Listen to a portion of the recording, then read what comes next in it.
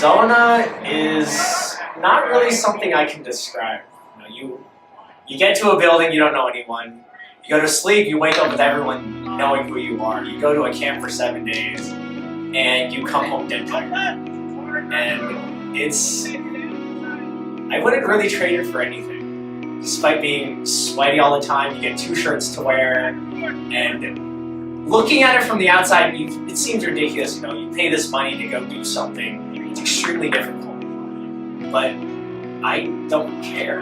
I'd pay as much as I could to go to this thing. So Zona is a camp for high school and junior high students.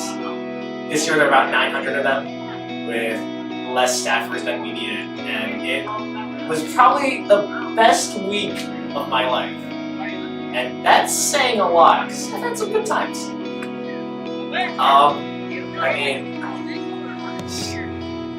There's so many stories from Zona. Half of them I can't really say in this video, and the other half are, I can't say this video actually. This year at Zona is the first time I've ever led someone to Christ. I didn't really do much. I basically just told the guy the gospel, and that's all I needed, but Zona changed my view of what a camp is. Because I've been to camps all my life, and they've always meant something. You go for the fun, you go for a little bit of Jesus, you go for a little bit of gospel, and then you go flirt with both of you. And I realized, and that was my view of camp. It was a very negative experience. And I go to Zona, and being a staff member at a camp changes everything.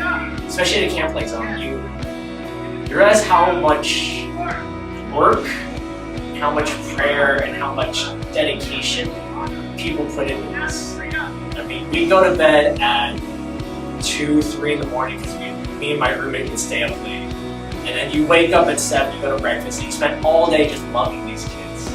And then you go to morning service, and you're dead tired. And then worship comes on, and you're fine for another couple hours. Then you go to lunch, and I did dodgeball, so I took a nap. Not great when they're throwing things at you, but whatever. And then you go to worship again, and the speaking's great, the worship's great, and they asked me to pick a favorite moment of Zona once.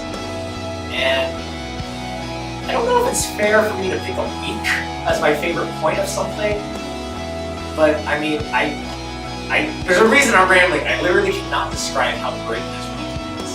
And it's something that I for sure am going to go to, even if people don't have. Here, for people listening, listen to this. It's not too expensive. You have time for it, and God wants you here. If you're watching this and you're wondering, hey, I don't know if I can go, I don't have enough money, I can't get work off, don't give me excuses. You have a week for God, you have a week to share the gospel, and some of these kids need it.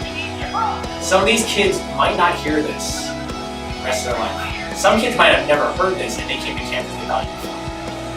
And God is going to use you. And you don't have an excuse. God didn't give you an excuse to say, hey, they can do it on their own. They can reach the gospel on their own. They can. It's through faith, not works, and their works of a sinful man aren't going to get them there. The works of a righteous man just might get them there, especially if God is behind it. Honestly, you might not get anyone to come to Christ. But that's not your goal. Your goal is just to share the gospel. It's God's goal to grow that plant and make that person become the righteous man. Goes back to Zona and says, hey, I'm reaching these kids.